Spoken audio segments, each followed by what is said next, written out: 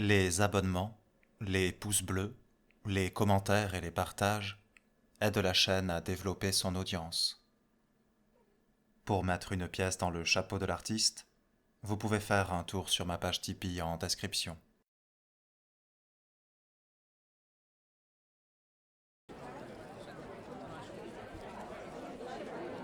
On lui enleva le sac de sur la tête. Il regarda autour de lui. Même sans cela, il lui était possible de deviner où il était. Il suffisait d'écouter les voix.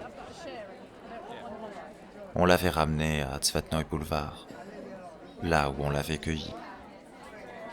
On l'avait traîné avec le sac depuis le bunker, pour qu'il ne pût retrouver le chemin. On déverrouilla ses menottes, arracha le par-dessus de ses épaules, le poussa dans le dos, puis son revolver noir tomba à côté de lui. Le premier réflexe d'Artyom fut de s'en emparer. Le barillet était vide.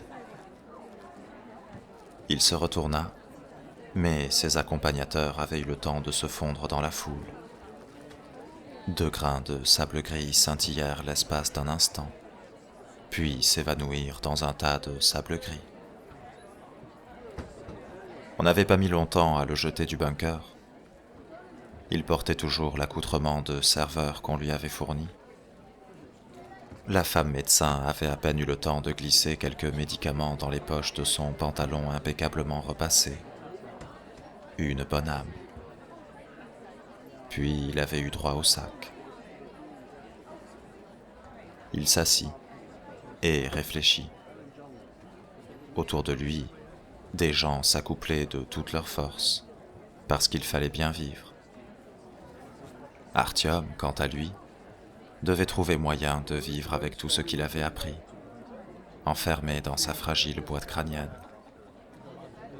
Cette connaissance nouvelle pesait de l'intérieur sur la paroi osseuse de quelques millimètres à peine, car il était incapable de l'assimiler. Il était difficile de concevoir que tout ce qui se déroulait dans le métro, cet enfer, ces ténèbres, cette absurdité, était en réalité institué par quelqu'un que cet état de fait satisfait parfaitement. Ce n'était pas tant de mélanger des cadavres au gravat pour boucher des tunnels qui l'effaraient. C'était que, sans cela, ce qui subsistait de la civilisation plongerait dans les abysses. Une telle organisation du monde n'était pas seulement aberrante, elle était surtout impardonnable. Assis par terre, il regardait un postérieur blanc aller et venir, et lui parlait comme s'il s'agissait de la figure de Bessolov. Il lui disait tout ce qu'il n'avait pas eu la présence d'esprit de dire dans le bunker. Bien sûr, si on ment aux gens pendant aussi longtemps, comment pourraient-ils reconnaître la vérité? Si on leur plonge toujours la tête dans l'auge pleine d'eau grasse. Mais cela ne veut pas dire qu'ils sont incapables de se redresser, de regarder vers les cieux, ou au moins droit devant eux. Bien entendu, vous avez tout organisé de telle sorte, mais cela ne signifie pas qu'ils ne peuvent le faire par eux-mêmes, ou qu'ils n'en ont pas la volonté. Vous les interrogez, et vous leur glissez les réponses. Mais si c'était eux qui demandaient? Il était aisé de discuter avec un postérieur. Un postérieur ne contestait pas. Ce que les gens savent, c'est qu'il faut vous renverser. Votre bunker. Il faut faire sortir le pu. Sans quoi, ce n'est pas la peine. Il faut vous cueillir par la peau du cou comme les rats engraissés que vous êtes, et vous montrer à tout le monde. Parlez donc devant vos semblables comme vous l'avez fait. Comparez-les au bétail.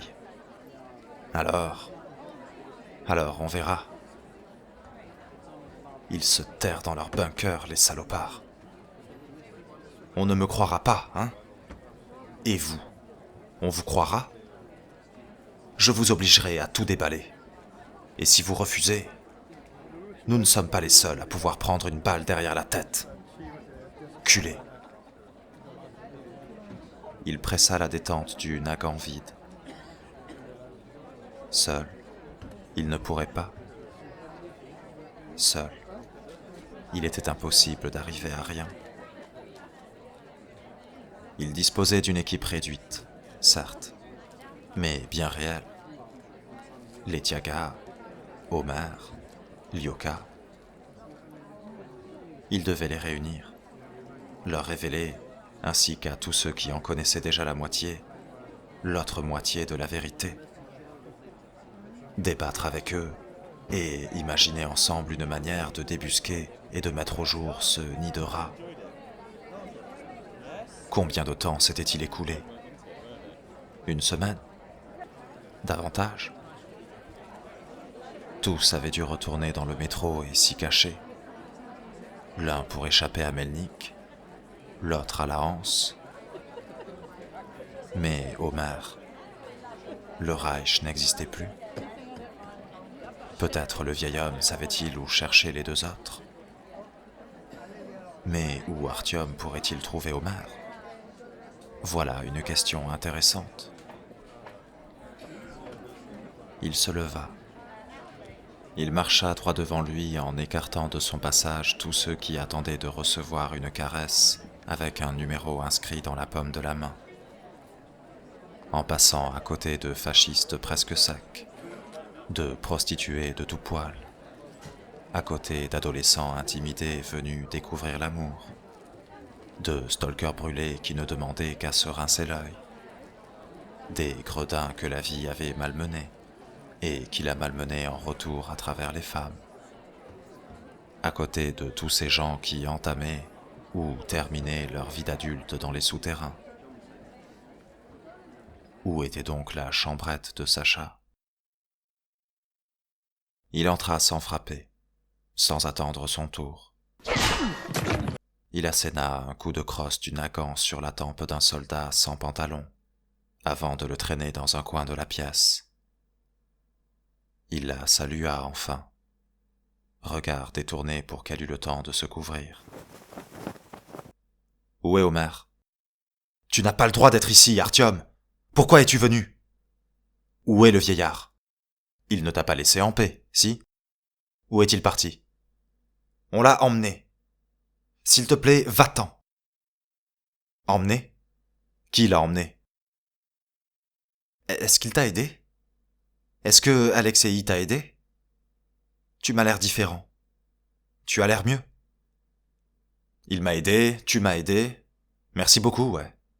À vous tous, mes bienfaiteurs. Tu voulais savoir. Et maintenant tu sais, non ? Ou alors qu'est-ce que tu voulais en réalité ? Juste mourir ? Oui. Excuse-moi. Je veux rien lui devoir. Ni à lui, ni à eux. C'est comme recevoir l'aumône. Je voulais savoir, oui. Mais maintenant, merci bien.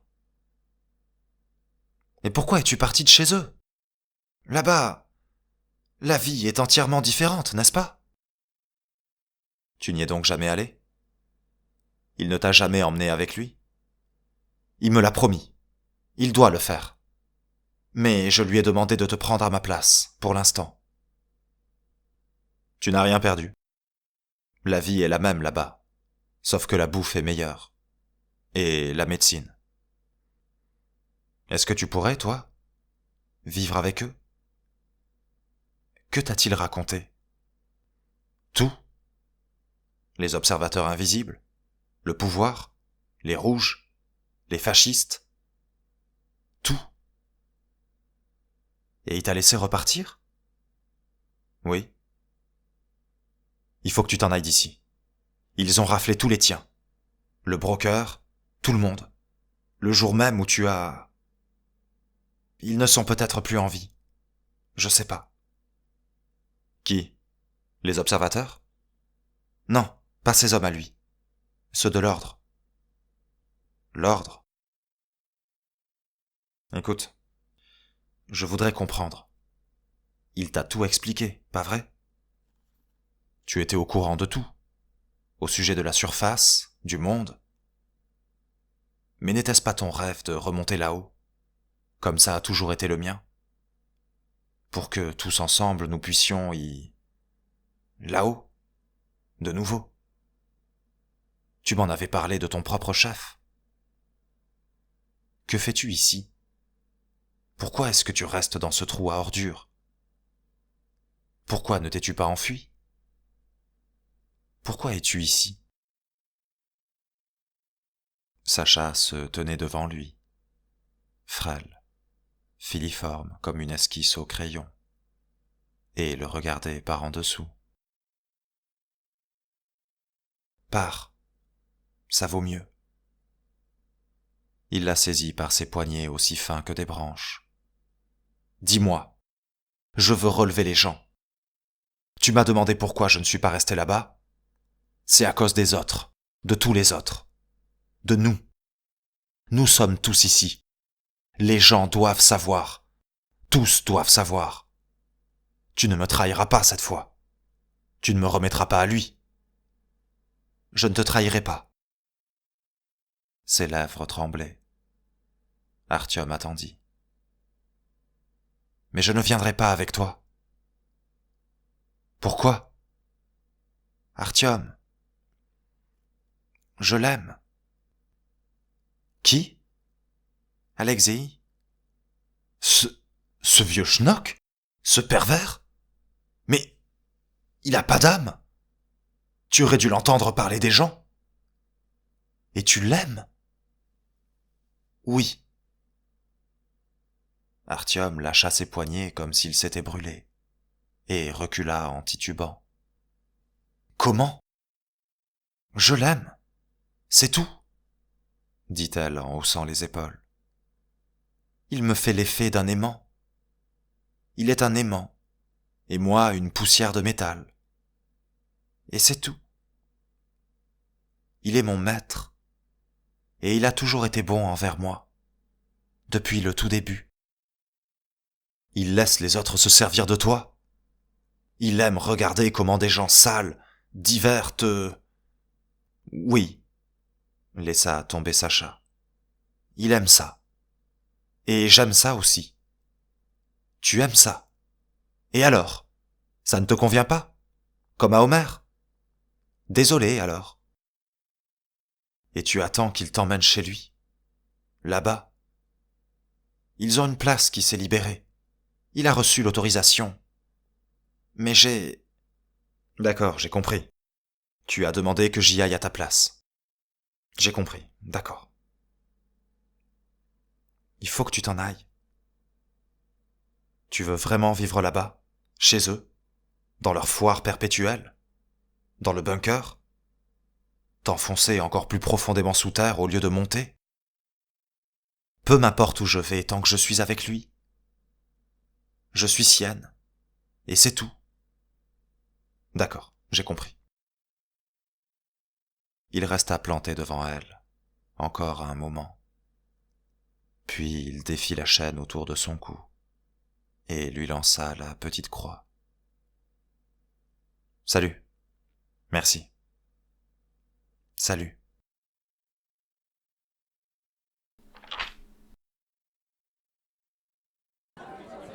Il sortit.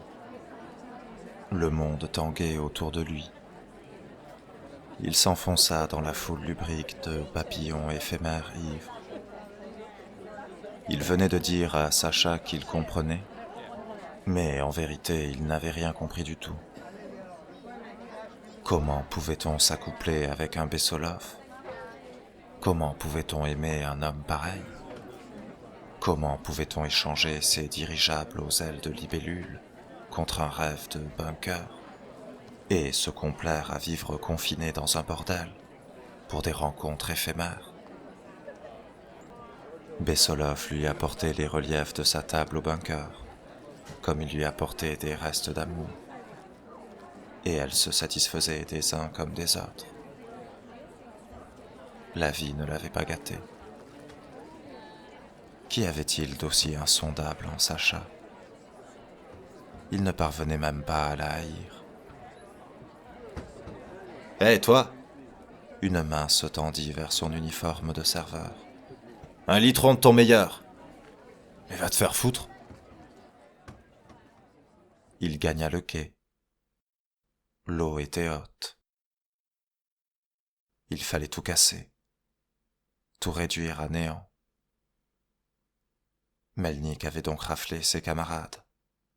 Omer, Lyoka, Letiaga. Il devait les libérer s'ils étaient encore en vie. Seul, il n'arriverait à rien. Melnik, s'il pouvait réussir à gagner l'ordre à sa cause. Avec une telle force de frappe, même les observateurs ne lui paraissaient plus aussi effrayants. L'ordre défendait des bunkers. Peut-être pourrait-il en prendre un d'assaut. Comment faire naître le doute dans ses rangs? En évoquant les compagnons d'armes vendus? Mais Melnik les avait-il réellement vendus? Et si oui, à qui? Le vieil imbécile avait été vendu avant d'être acheté. Quant aux combattants, ils avaient péri en vain, à cause d'une initiative dans les maillons intermédiaires. Le vieillard savait-il même pourquoi il avait donné ses jambes? Et si Artyom lui expliquait tout? Que savait au juste Sviatoslav Konstantinovitch quant au métro? Ce que lui en avait dit Bessolov? Parce qu'à lui aussi on avait fourré entre les dents une demi-vérité. Il était inconcevable qu'il fût heureux d'être passé du statut de héros à celui d'infirme en fauteuil. Et même pas pour avoir sauvé le métro, mais parce qu'on ne lui avait pas fait assez confiance pour lui révéler la vérité tout entière. Un radeau fait de bouteilles en plastique était amarré à l'autre bout du quai, et un employé des chemins de fer ivre ronflait à côté. Artyom regarda autour de lui. S'il empruntait la voie des eaux et traversait le territoire inondé du Reich, il n'imaginait pas que tout fût submergé jusqu'au plafond. Il rejoindrait Police. Il y exigerait un entretien avec Melnik, lui apprendrait tout ce qu'il ignorait encore et rétablirait la vérité. Si le vieux ne se rangeait pas de son côté, au moins accepterait-il de relâcher ses camarades. Le temps de rejoindre le radeau, il attrapa dans un lupanar une lampe à graisse de porc. Ce n'était pas une torche électrique, mais au moins lui fournirait-elle un peu de clarté dans les ténèbres du tunnel. Il arriva en catimini à l'embarcation. Une poussée discrète de la pointe de sa chaussure lui révéla que le dormeur ne poserait aucune difficulté. Il détacha l'amarre, sauta sur le radeau artisanal et flotta sur la rivière trouble vers le tunnel.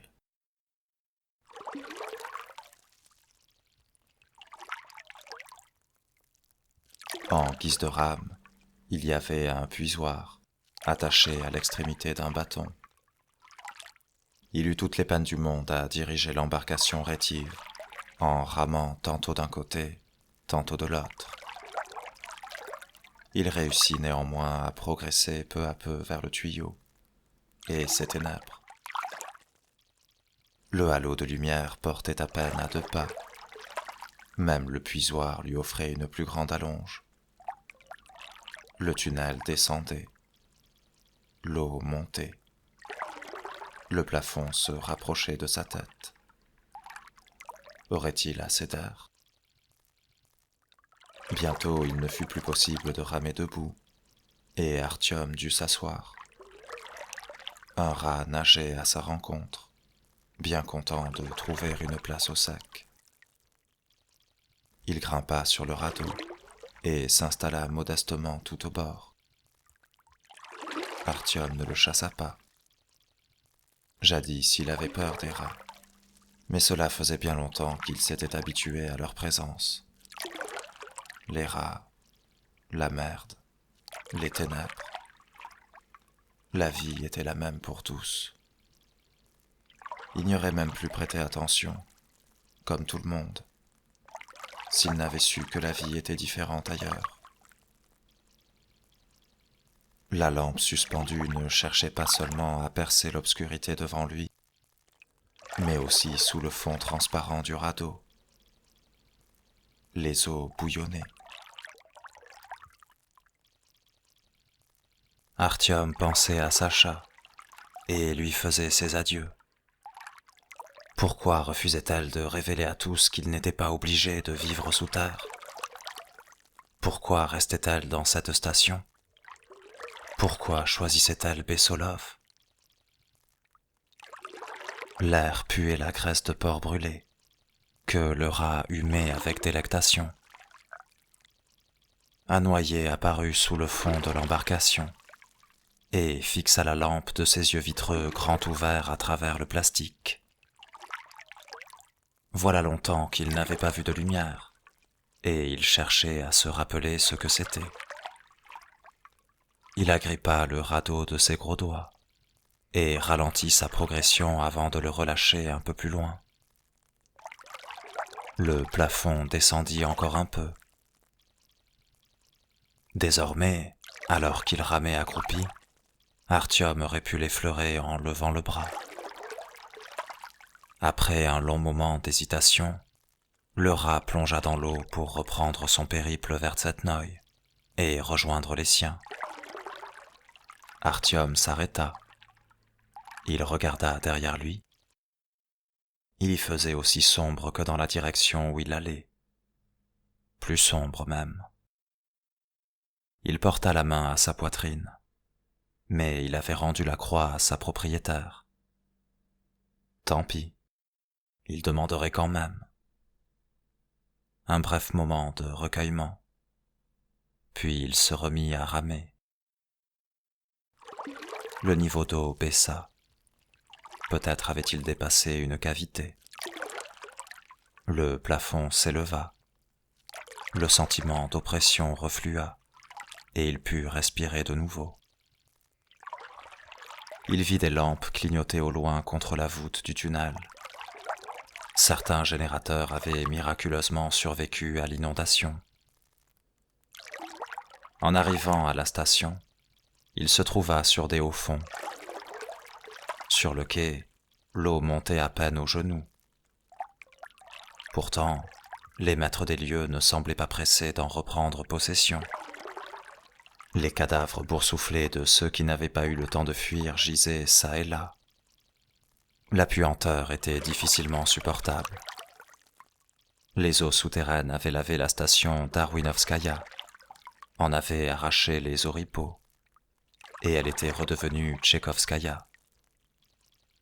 Les tableaux, les étendards, tous ces atours monstrueux flottaient désormais dans une boue liquide. Cela n'avait que peu d'importance. Une fois leur courage retrouvé, les hommes y remettraient de l'ordre.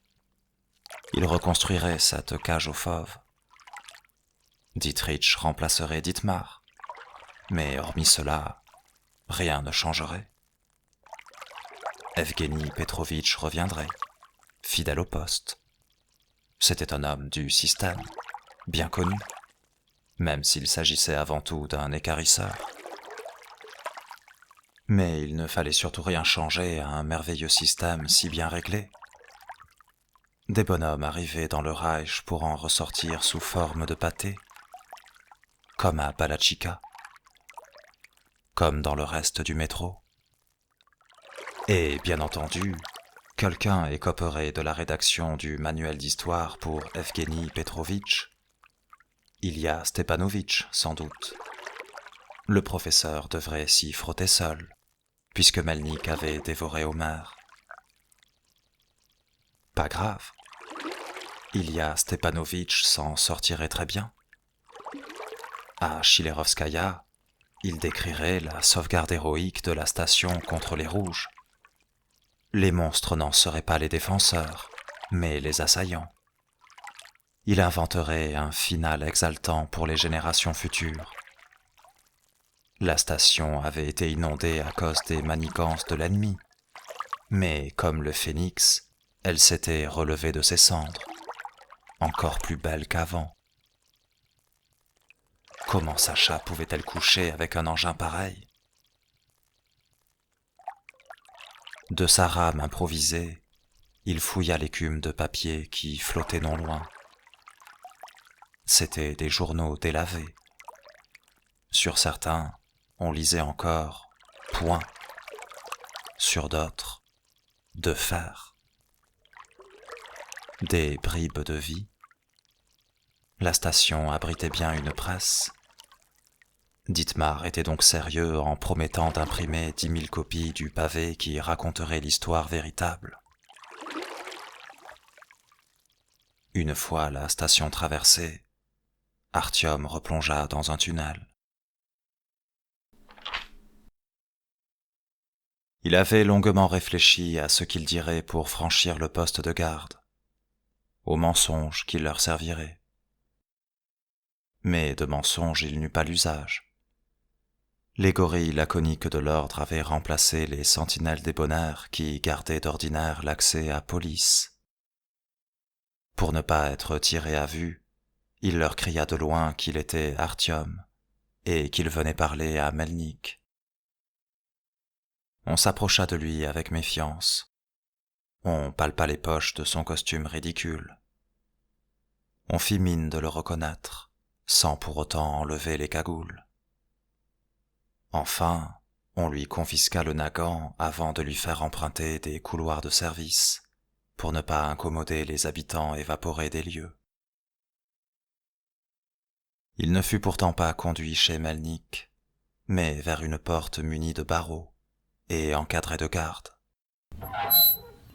On le fit entrer en lui donnant un méchant coup dans le dos, comme s'il n'avait jamais fait partie des rangs de l'ordre.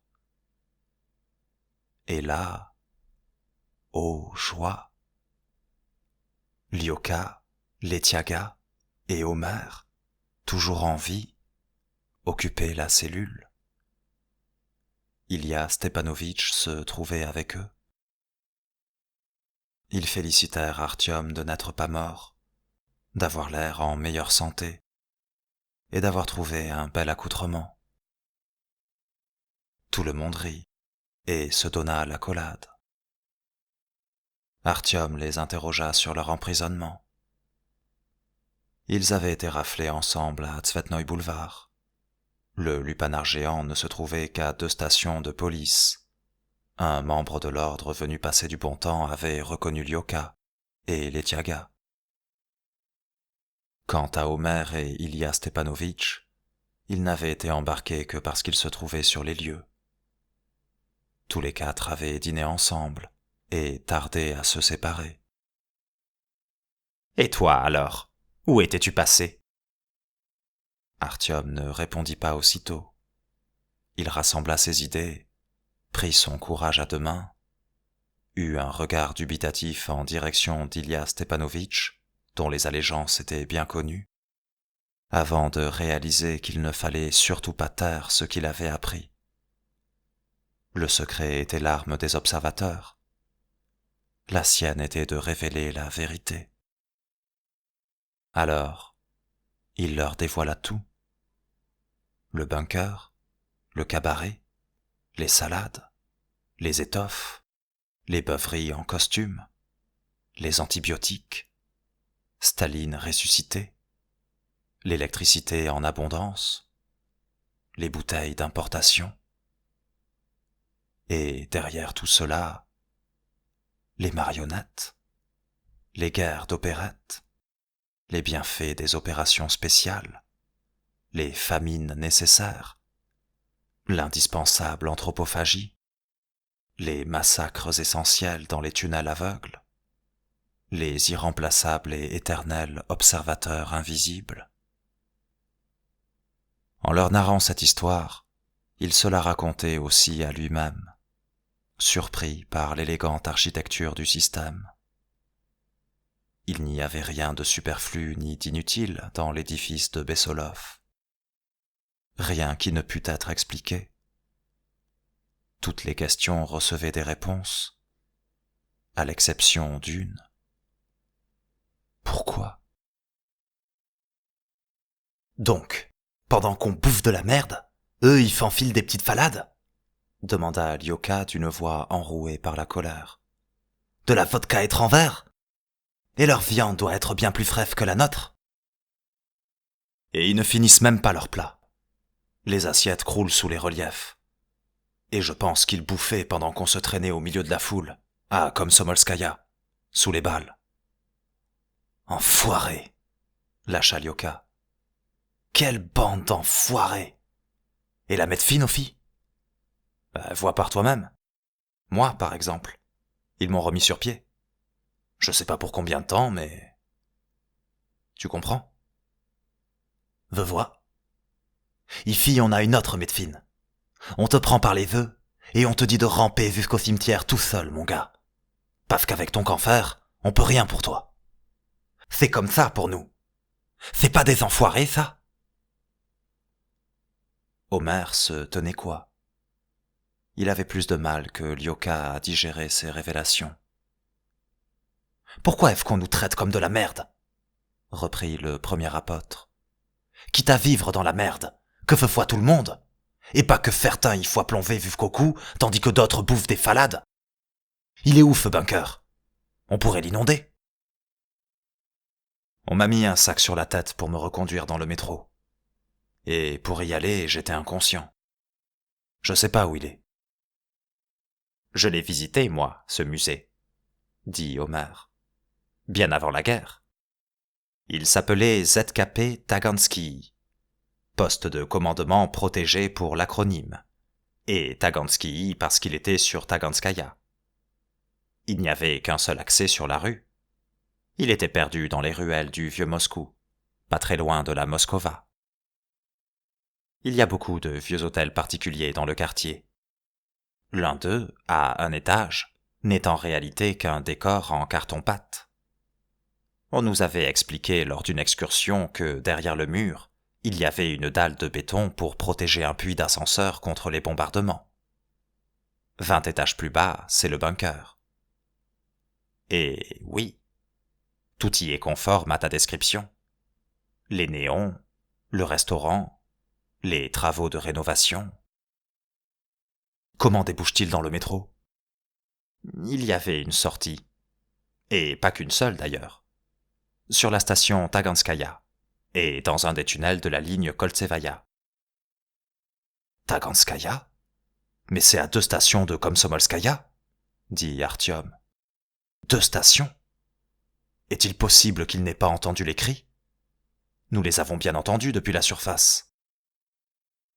Les observateurs invisibles, lâcha Omer en hochant la tête. J'aurais préféré que ce soit la cité d'Emeraude qui existe en réalité. On peut les en chasser, s'écria Artyom avec emportement.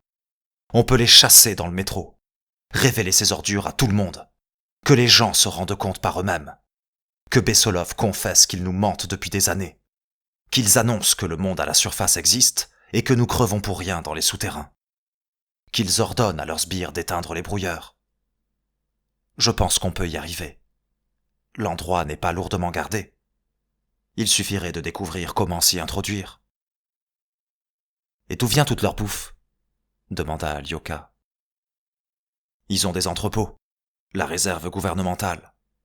Mais je crois qu'ils se servent aussi dans le métro, auprès de la Hanse. Ils ont la Hanse dans la poche. Ils ont tout le monde dans la poche. Les rouges envoient des prisonniers sur leur chantier, la Hanse les nourrit, l'ordre fait le nettoyage. Est-ce que tu étais au courant, Letiaga? Non. Le colosse fixait le mur à côté d'Artyom. Et Melnik? Je ne pense pas. Il faut lui dire. Tu lui diras. Tu en auras l'occasion. Est-ce que vous vous êtes parlé? Est-ce que tu l'as vu? Je l'ai vu. Il y aura un tribunal. En gros, c'est lui qui prendra la décision. Et Anzor signera sans la lire. Désertion. Je dois payer pour ça. Et Lyoka aussi, puisqu'il a intégré nos rangs en quelque sorte. On devra répondre de ça. Et toi aussi, maintenant. Tu connais le châtiment encouru? La potence. En ce qui me concerne, ce n'est pas pour ça que ma mère m'a mis au monde. Elle m'a d'ailleurs prédit un avenir radieux. Et toi alors? Demanda Artyom à Omer. Pourquoi t'ont-ils pris? Je suis cité comme témoin. Qui suis-je? Melnik ne doit même pas se souvenir de moi. Peut-être me laissera-t-on repartir? Témoin? Répéta Artyom. Est-ce que tu crois qu'il a besoin de témoins? Je ne suis pas vraiment un déserteur. Si nous ne réussissons pas à le convaincre, s'il s'entête, c'est la corde pour tout le monde. Et il y a? Artyom se retourna vers le professeur, qui, assis sur le sol glacial, ne le quittait pas des yeux. Quand leurs regards se croisèrent, il s'anima. Est-ce que tout ça est vrai, au sujet du Reich, à propos d'Evgeny Petrovitch, de sa fille? L'enveloppe avec les photographies existe bel et bien. Je l'ai tenue entre mes mains. Bessolov a confirmé son existence. Je crois que tout ce qu'il a dit est vrai. Mais il a fui. Le Führer a fui.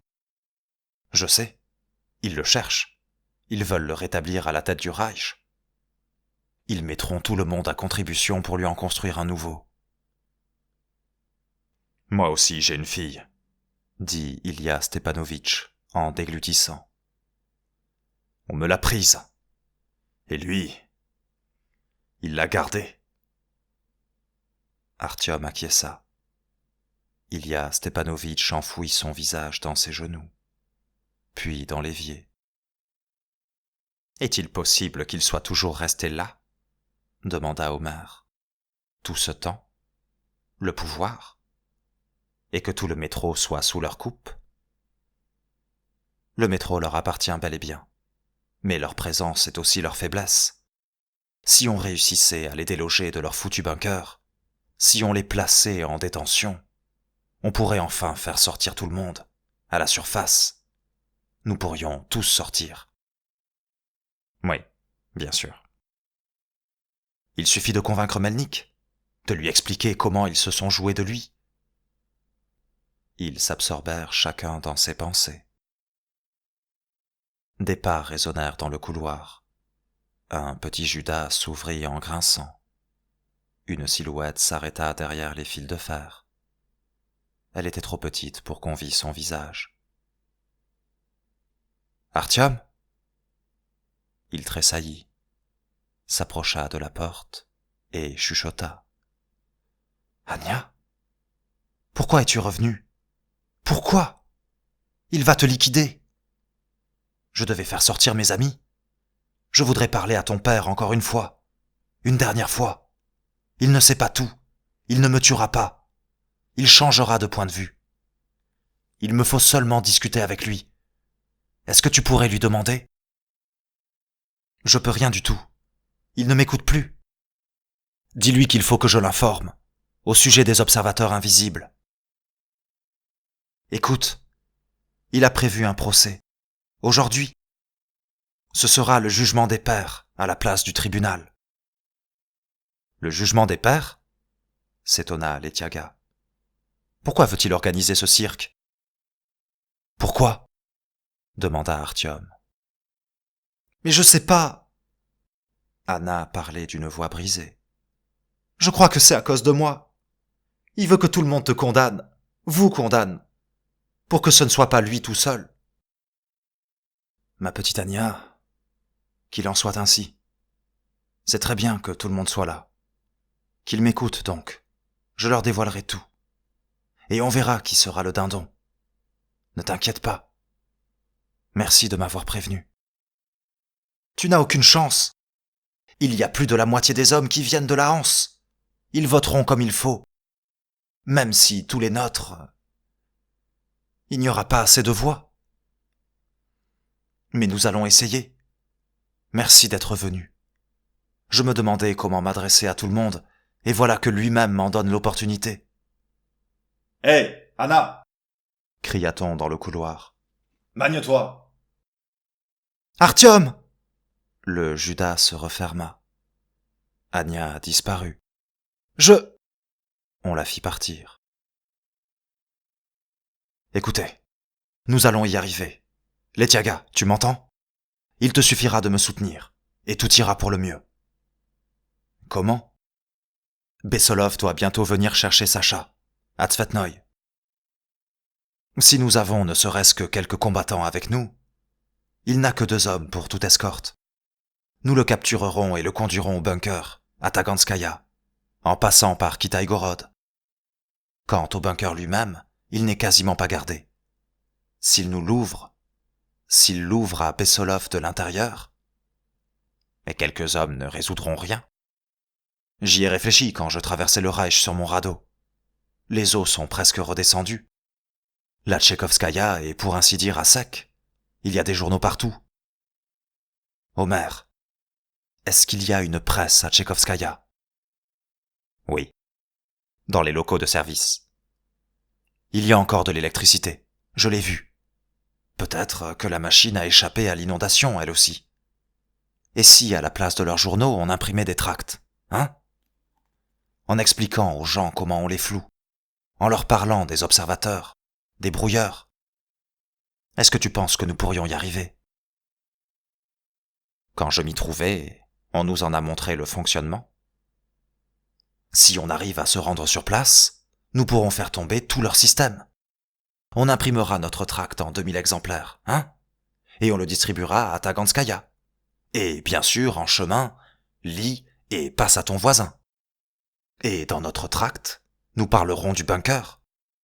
Nous serons à la tête d'une foule en arrivant devant l'entrée. Bessolov nous ouvrira. Il ne pourra pas faire autrement. Et c'est tout. Qu'il crache la vérité à la face des gens. Car nous ne serons pas seuls, Letiaga.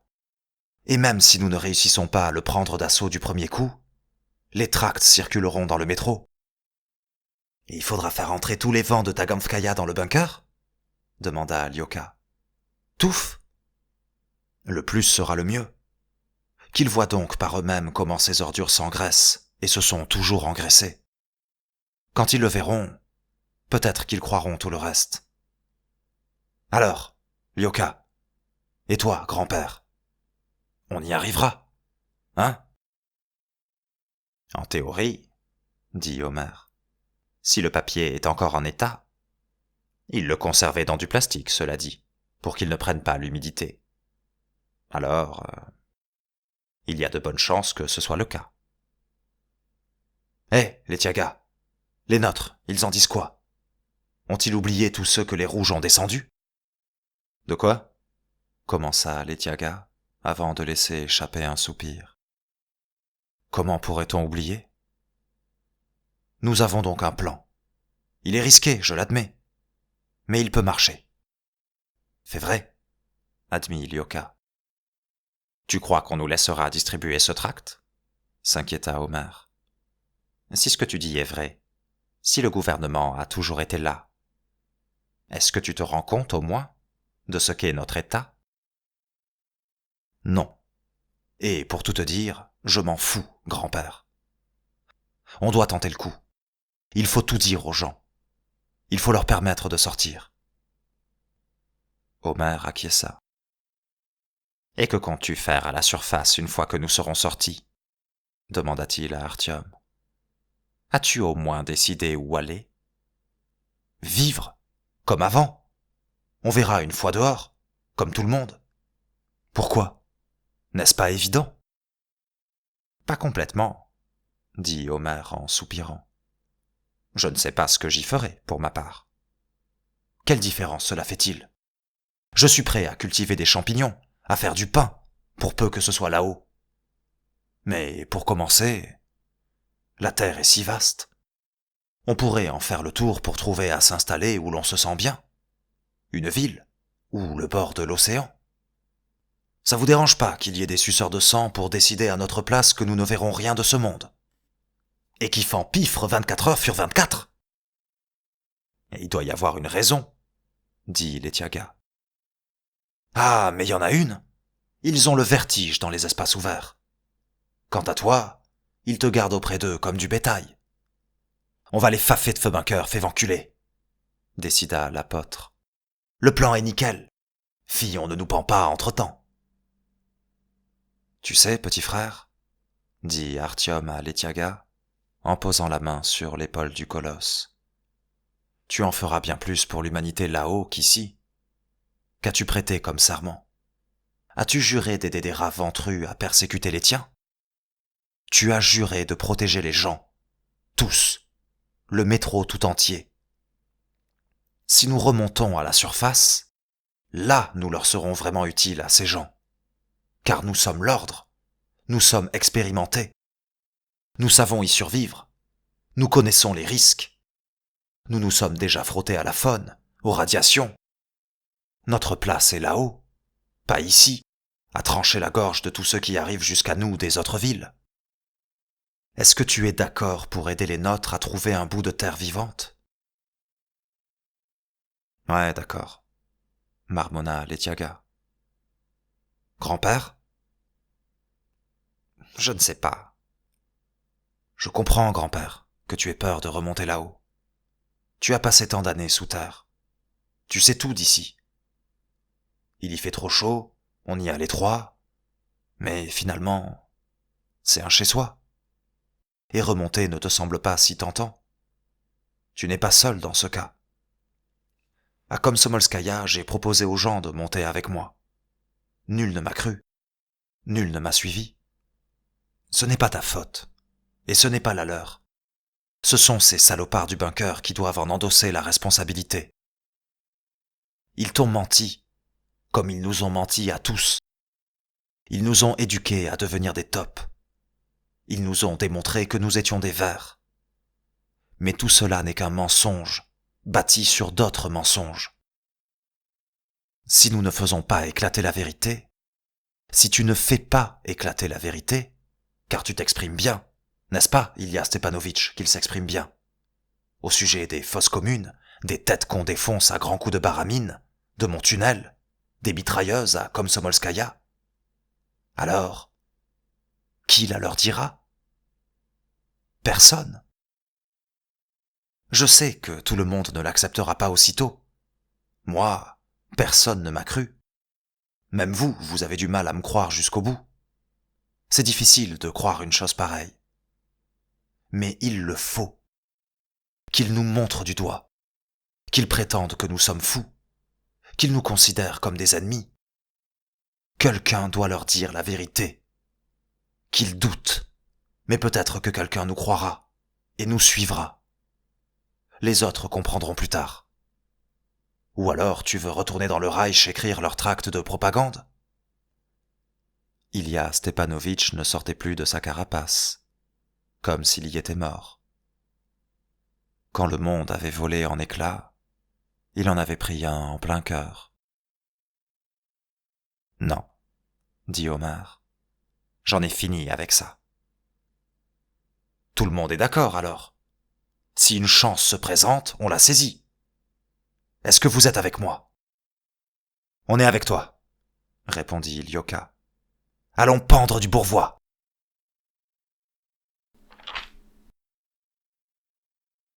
Jusqu'au procès, le temps se distordit en ressort spirale.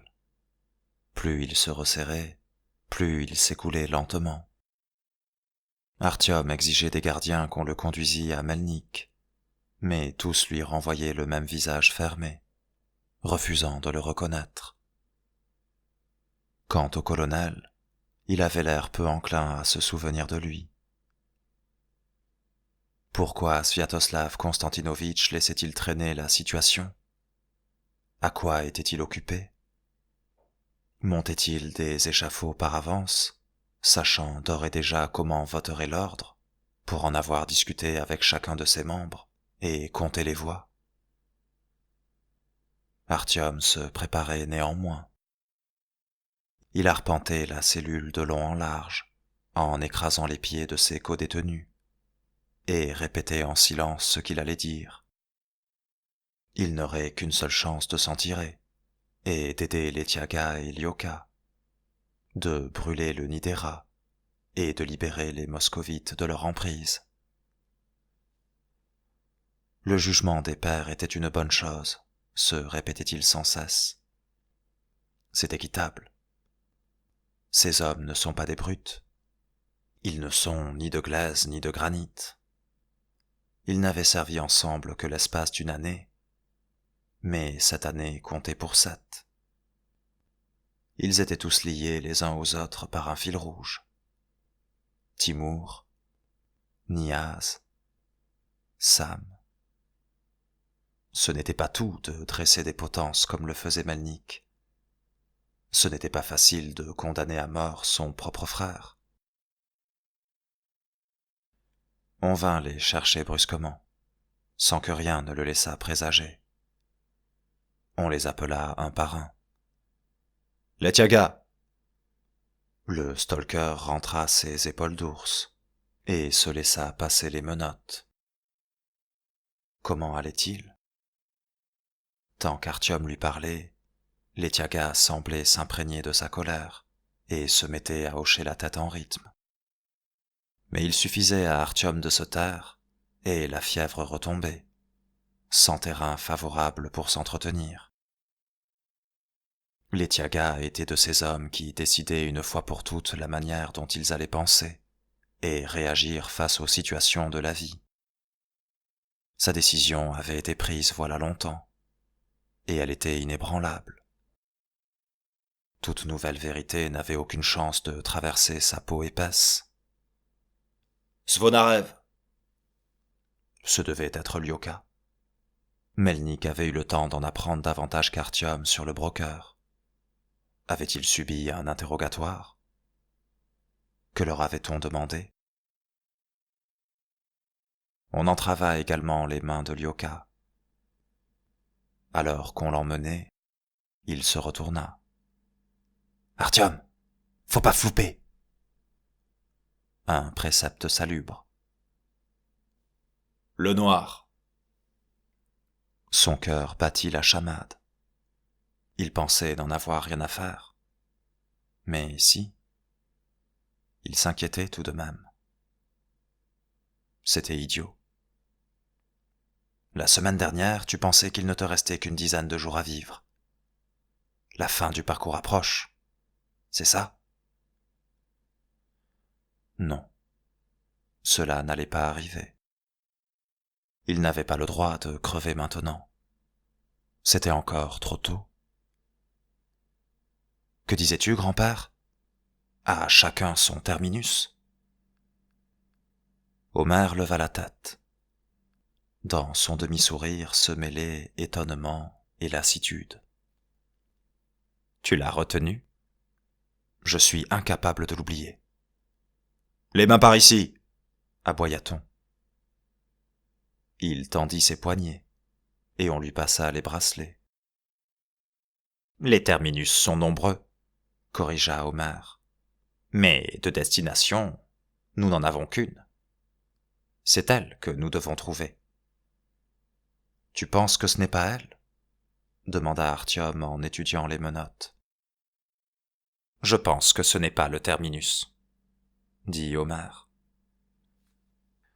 Des doigts d'acier enserrèrent la gorge d'Artyom et le forcèrent à se courber profondément. On souleva ses bras attachés derrière le dos pour qu'il eût une vue imprenable sur le granit. « On se reverra, » dit-il au vieillard.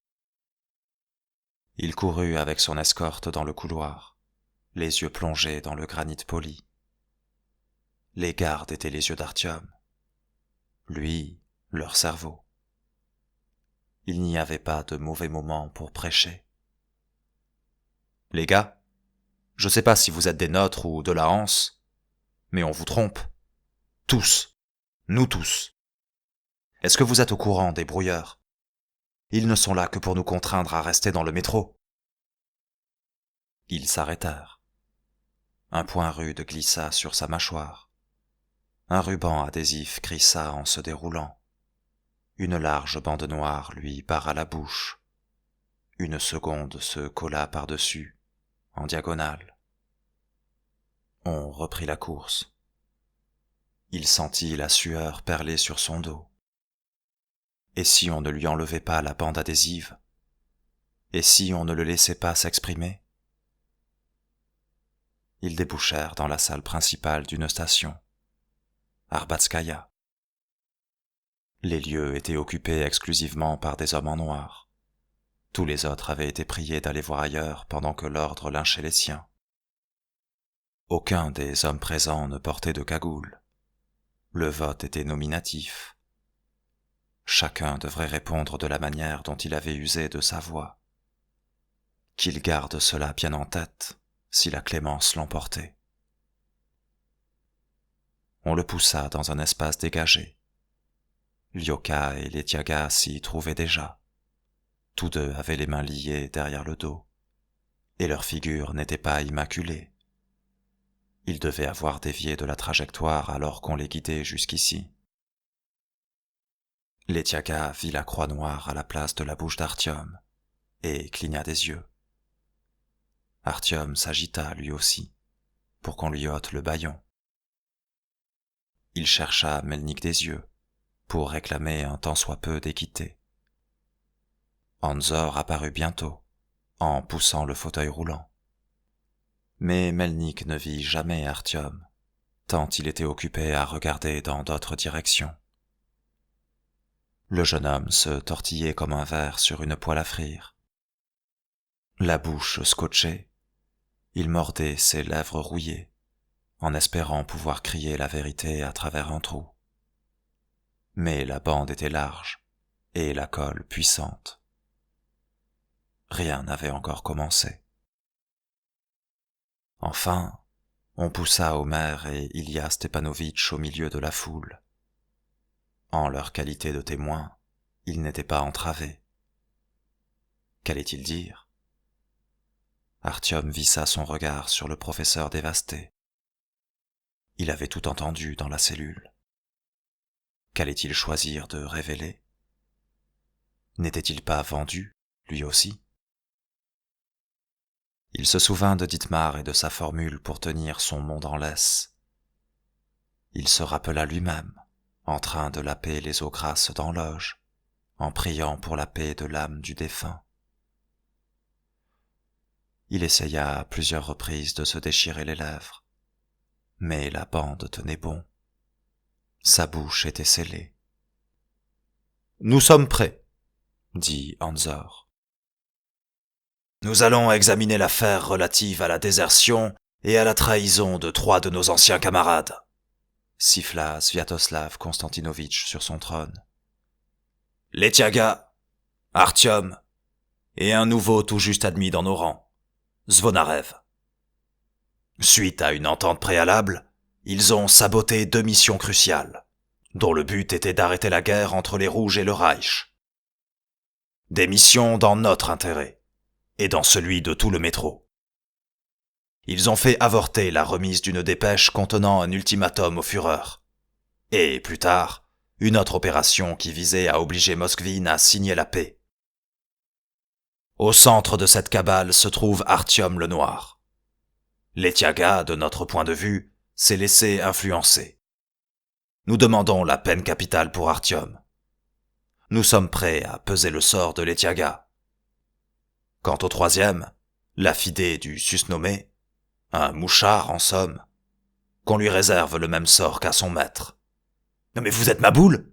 Qu'est-ce que j'ai fait, moi? Et Artyom? Bon, qu'est-ce qu'elle a, la bleusaille? Maîtrisez-le.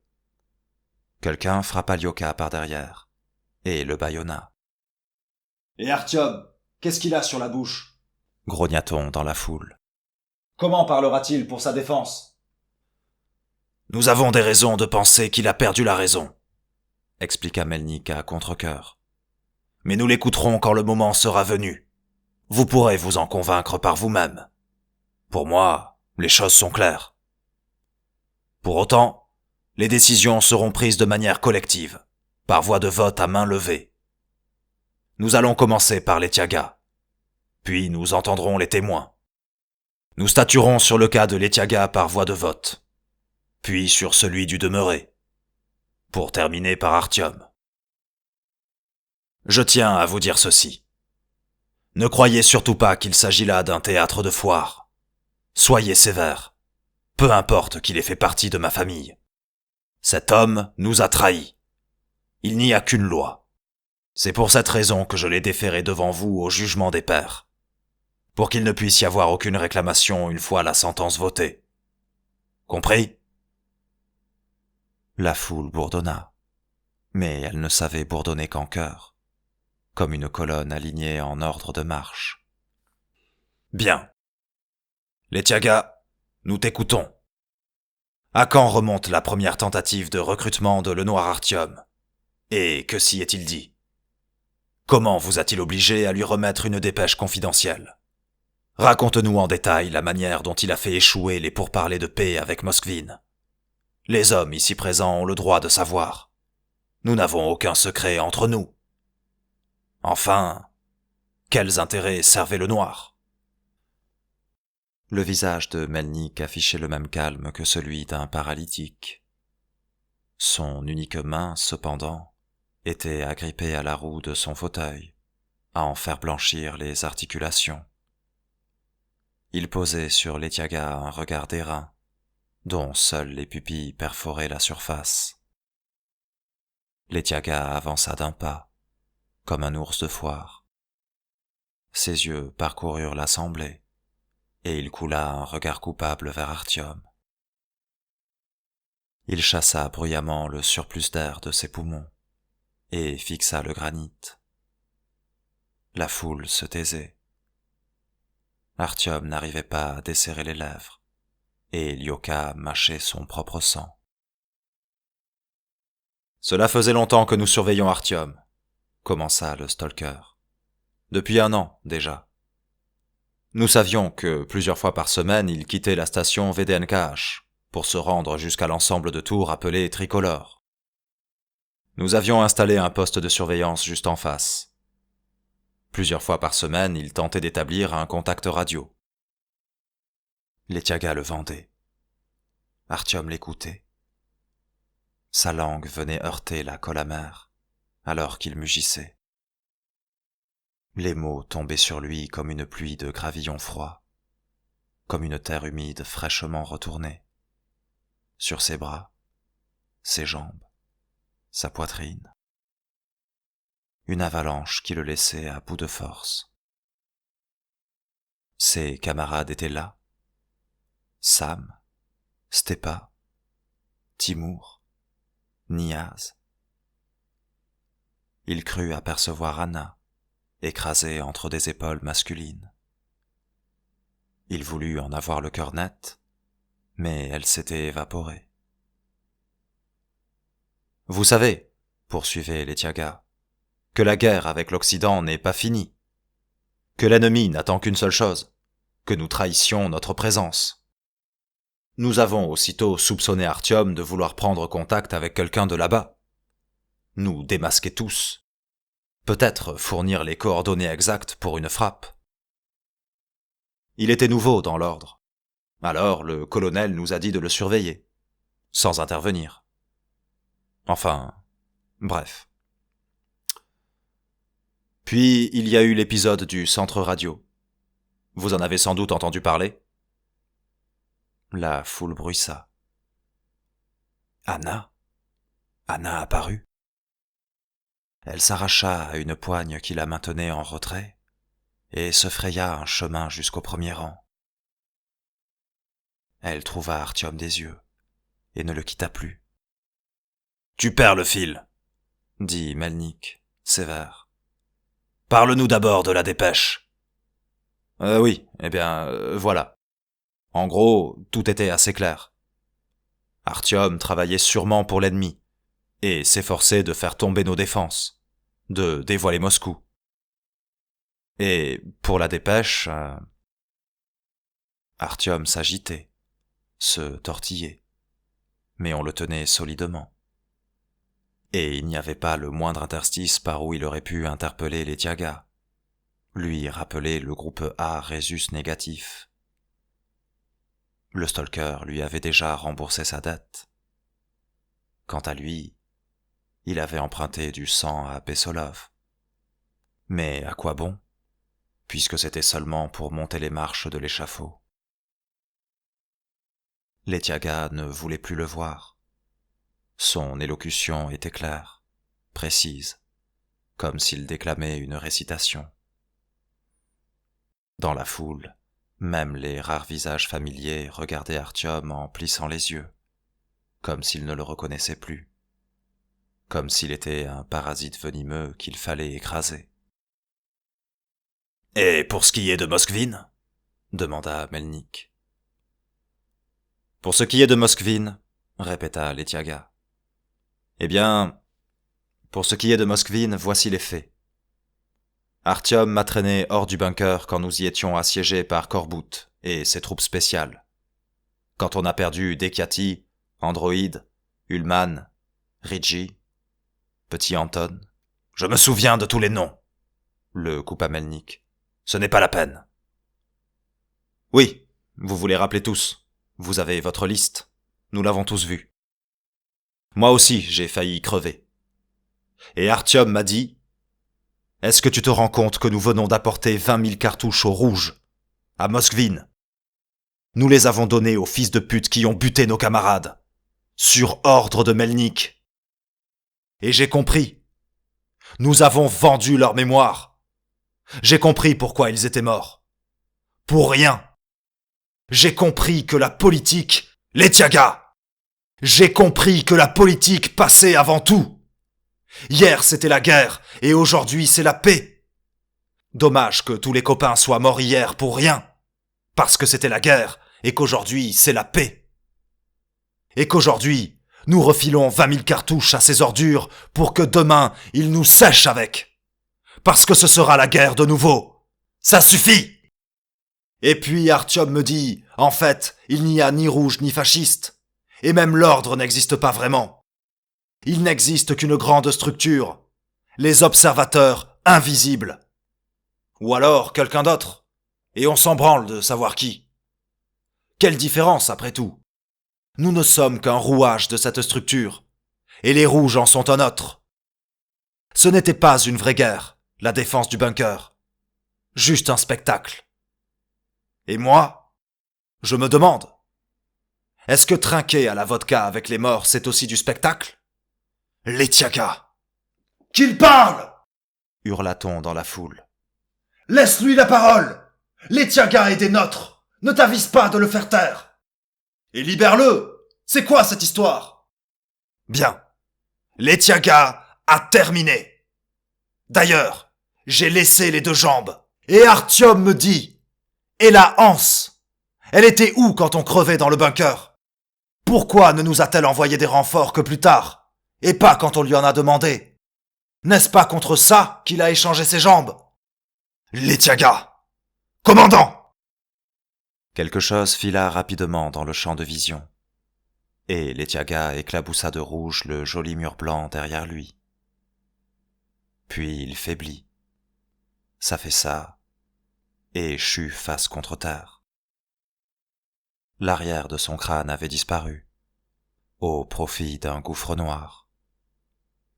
Le même gouffre se creusa aussitôt dans l'âme d'Artyom. « Letyaga! C'est la anse! Crève la anse !»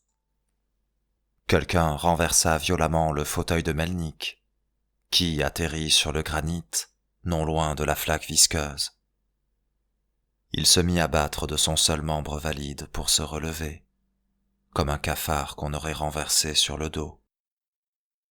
Les roues du fauteuil tournaient en scintillant de leurs rayons, et au-dessus des 2 hommes à terre, d'autres s'affrontaient, indissociables à l'œil nu, mais sachant parfaitement où chacun se tenait, et qui étaient les leurs, et qui les autres. On saisit Artyom, on le fit reculer, on lui arracha le ruban adhésif pour le laisser parler. Des corps firent barrage pour le protéger. Puis ce fut le tour de Lyoka. Quant à Omer, c'est Artyom qui lui porta secours. Ils se retrouvèrent entourés des leurs. On se battait à mains nues, sans pitié. Nul n'avait été autorisé à porter des armes lors du jugement, à l'exception des gardes et des bourreaux. C'est notre chance !» criait Artyom à l'oreille de Lyoka, alors qu'on lui enlevait les menottes. « On prend des hommes avec nous et on file à Tsvetnoï, et on envoie Omer retrouver les presses dans le Reich. Nous y arriverons selon le plan. »« Oui !» hurlait Lyoka. Les deux vagumènes qui venaient de se heurter commencèrent à refluer. La première emportait derrière elle la dépouille de Lediaga, la seconde le colonel qui agitait le bras, ainsi que son fauteuil aux roues voilées. Mais Artyom ne pouvait pas partir tout de suite. Il sautillait pour voir par-dessus les têtes. Où était-elle? « Hé! Hé !» aboya-t-on de l'autre côté. Ils la lui montrèrent en la tenant par les cheveux, dans sa chemise déchirée. Anna. « Où est le meneur? Livrez-nous le noir. Nous tenons sa femme. »« Anya! Viens ici, connard, sinon on lui défonce la gueule. Elle prendra pour tout le monde, pigé? Rampe vers nous, ordure. Ne la touche pas !» Un œil cerné de noir, Anya se débattait en les agonisant d'injures. Sa poitrine violacée pointait, pitoyable et arrogante, entre les lambeaux de tissu. Artyom saisit Omer par le bras. « Les tracts, les brouilleurs, les survivants, les observateurs. Dis-leur comment on nous enfume. La vérité, grand-père. Rien que la vérité. » Omer hocha la tête. « Lyoka, tu le connais. Tu sais à quoi ressemble Bessolov, le souteneur de Sacha. Tu es le seul. Prends des hommes avec toi. Va à Tsvetnoï.